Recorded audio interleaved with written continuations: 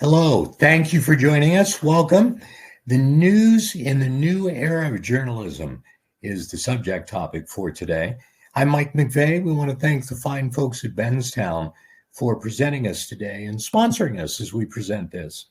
Lesley Lotto is the CEO and founder of Remote News Service. And one of the things that she and I have been talking a lot about lately is how we as an industry are going to address news in this new era of communication.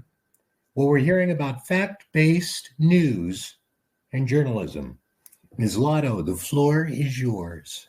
Why, thank you, Mike. So even though broadcast media seems safe right now, a recent survey by the Free Press reported an alarming number of viewers listening or viewing who felt that they were uninformed. The same survey said many were concerned about dwindling local news. The advocacy group Free Press surveyed public attitudes about media and technology in this election year across racial, ethnic, and political divides. They reported concerns continuing to grow about misinformation, and that many of those polled said that more news was the answer. That makes me happy. 51% of respondents agreed it was important for more independent news outlets to stop disinformation, and further said that it would be good for the health of our democracy. We have to check multiple sources nowadays. I instruct the folks who work with me to please check at least 2 to 3 sources before reporting any news stories. We have to be sure what we are reading, and more importantly, what we say on the air is true, or at least that we feel mostly confident that what we are saying with conviction is true. Sad that we have to say mostly confident, but that's what we're working with. The Free Press survey also said about half of those questioned thought that there should be a boost in public funding to create and expand local and independent news.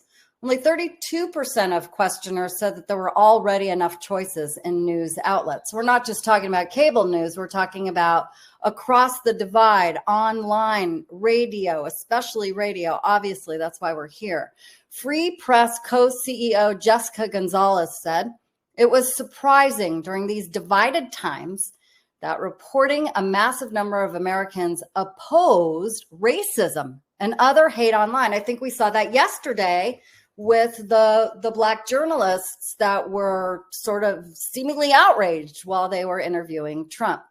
These people who were polled also said they wanted social media companies to block this content, this racism and hate-filled content. Survey found an astounding 72% of those polled across demographic categories found it acceptable for platforms to block content. It is considered racist or hateful. And we saw that with Twitter back in the 2016 election. And now X and now Facebook and Instagram, they are not blocking things anymore. They want everything out on the table so we can make our own choices. Especially now with the latest changes on the Democratic side, is this the way we want to go? Do we want to block this off? Is it a First Amendment violation? A go-to site for me and any journalist really that is worth their salt is called the Nieman Lab. The Nieman Lab is reporting that there are more and more sites that refer to fact-based journalism, a thought to ponder.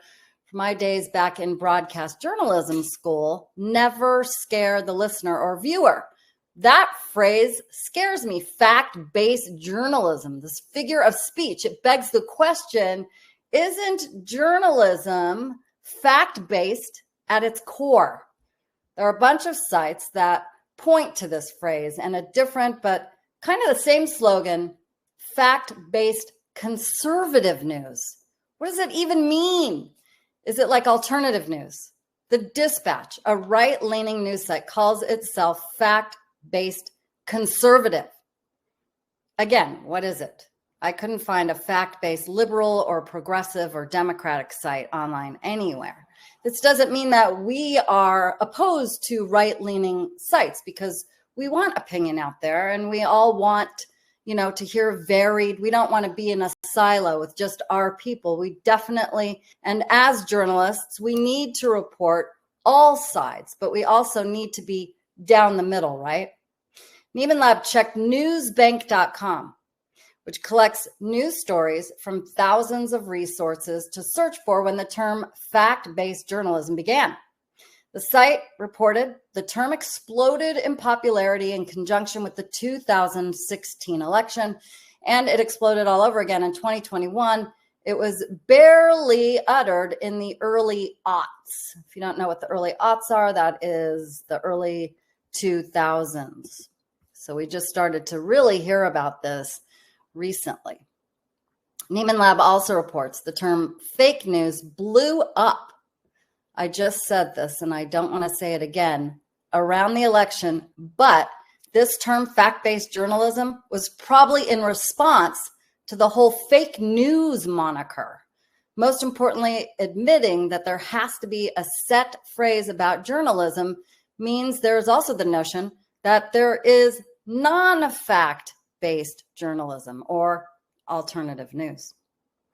Nieman Lab is also recently reporting that AI, or artificial intelligence writers, aka ChatGPT, has been hallucinating headlines and URLs, which means that we need to probably just not use AI in writing news, but also we have to police the AI. So while we are losing staff because we want to use AI, we really need staff there to police the AI, right?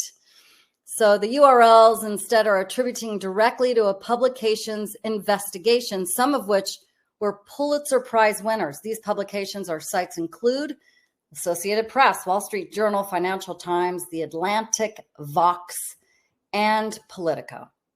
So how do we discern what is real and fake, or what was written by a human or by artificial intelligence? As a journalist myself that does news in what I like to call tiny town America, once again, it is important to have at least one other source. It's a must. Hopefully you can have 3 sources or 3 sites that you are going to just sort of verify and confirm what you're doing. And me personally, I have just skipped past stories that looked fishy to me and that I think, I'm not going to be able to confirm this. So I'm definitely not going to take a chance and go on the air with this because I'm going to look silly if I'm proven to be wrong. But most importantly, my client could get in trouble if I'm on the air spouting, fake news. So you can't rewrite the story in your own tone or with your own slant or opinion to rewrite history. I remember learning how to edit newsmaker sound bites. So this was back in the days when I worked at KFI in Los Angeles, and I was explicitly warned by the news director. And KFI, I haven't listened lately, but they used to be extremely, extremely conservative. This was the town of Rush Limbaugh, or the station of Rush Limbaugh. Anyway, not to take anything away from the middle and remove it while you're editing. So say you have this, this long piece of sound in your Adobe Audition, you don't take out of the middle unless you're going to play this part, the beginning part, and then write something in the middle, and then the end part. You could take off the edges and play the meat of it. But when you start to juggle it around, now you're messing with what someone actually said. And it is being done. I mean, we've seen it before, right? So we have to make sure that we are using the original sentence from the person who spoke that sentence. So you can take away from the beginning of the sentence or the end. Similar to this recent revelation by the news site Semaphore, who reported Fox had removed a chunk of an interview with former President Trump about the declassifying of Jeffrey Epstein's federal files, then changed their mind on the subject. As a writer, it is mandatory to be objective, curious, and truthful in your reporting. Let the opinion writers write their opinions, for they are not journalists. Nieman goes on to say that fact-based journalism is referred to by linguists as a pleonasm. I had to look that one up, obviously. Pleonasm, a redundancy in linguistic expression, like saying black darkness. Journalism can be called what it is: opinion, conservative, liberal, whatever, but it has to still actually be fact-based. Even if you're giving an opinion, you are giving an opinion on fact. It is your opinion, but we're not making up facts and making that the opinion, right? I find it to be the truest definition of journalism right here. Writing characterized by a direct presentation of facts or a description of events without an attempt at interpretation. So we are not trying to present our opinion. We are not trying to present fake news. We are not trying to make up news. We are reporting facts, and we are letting the listener themselves or the viewer decide. Mike, that is all I have today. I've got a couple of slides that I will pull up here so we can talk a little bit and drill down on those. If anyone has questions as we go through this, just put it in the chat and we will answer it as we get to it. This was one of the slides that you'd referred to as you were presenting information. And so what exactly we're drilling down on here? So percent of respondents using online platforms for news at least a few times a week. And when you look at this, is there anything that jumps out to you beyond the fact that TV and radio are at the top of the list? Well, that actually surprised me because we keep being told that many younger folks, Gen Z and whatever the new generation is being called now, Alpha, I think, that they depend on social media, right? TikTok or Snapchat or Snapchat's not even on here, but TV and radio, number one. And I was obviously happy as someone who works in radio that it is up there, because that means that folks still are tuning in. But really importantly, the race divide here, they're all pretty close to each other in the 70s, right? The non-Hispanic whites are, so we'll call them Caucasians. 78% are depending on TV and radio, and then it starts to get really low. Reddit is very interesting to me too. My son is a 26-year-old. He's on Reddit, and my daughter, 31 years old. They use Reddit. I don't know if they use it so much to get news, but they definitely go on there to sort of crowdsource, if you will. They will go on there and read something they're looking at and look at other people's opinions, because then, or advice, right? There's also, a lot of people will post a question up there and get advice back. So maybe it is a news story that they're looking for advice on.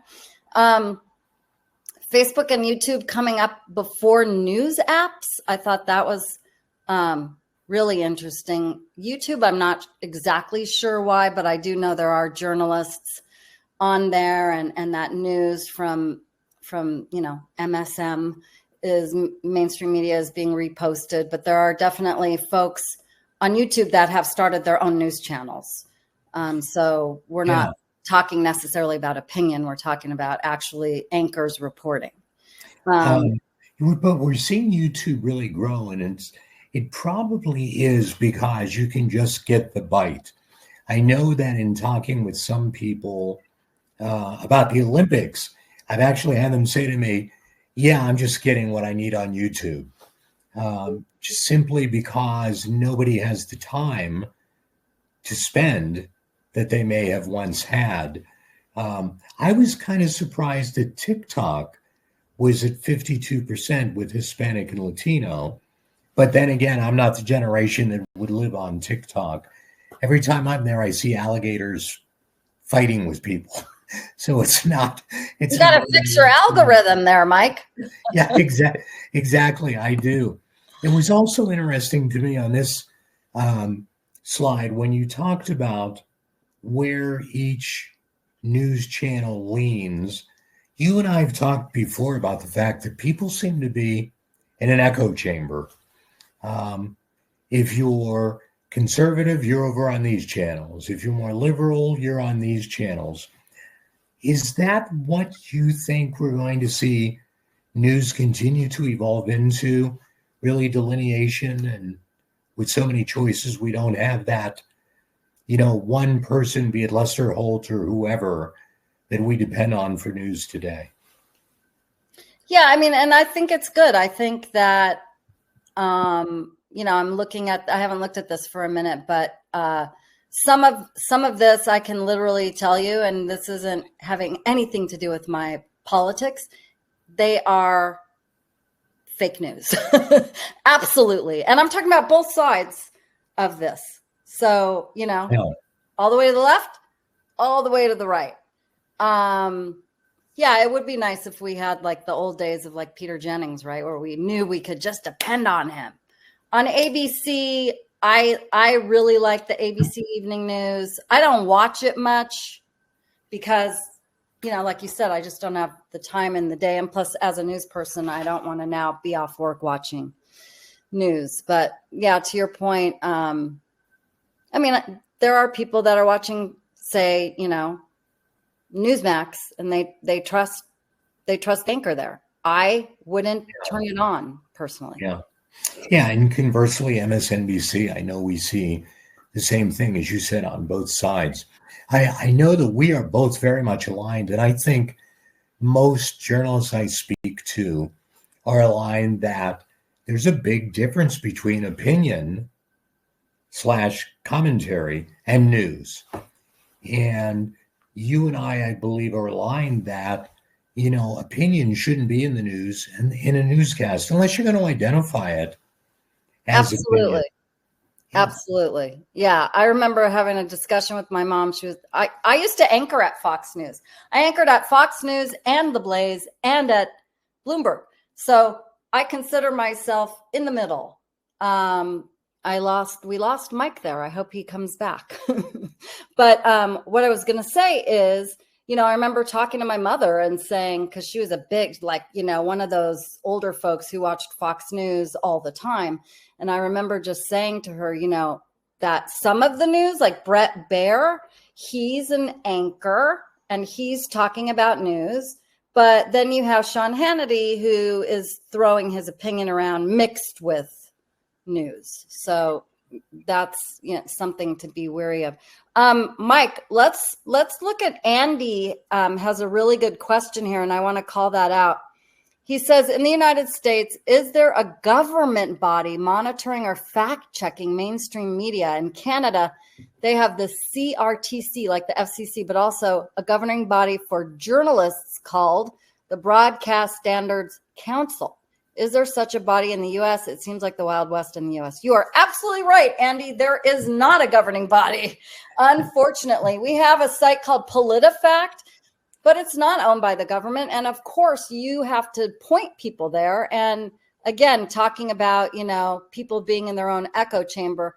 If you want to believe something, you're not going to PolitiFact to make sure, or Snopes, for instance, to make sure. I wish that we had that. And the FCC seems like, I don't know, they're following guidelines from the 20s. I have no idea what they even do anymore. It used to be that you had to do, your special programming on the weekend, but it's so different now. In 1995 with deregulation, it eliminated the requirement that you had to have certain public affairs and community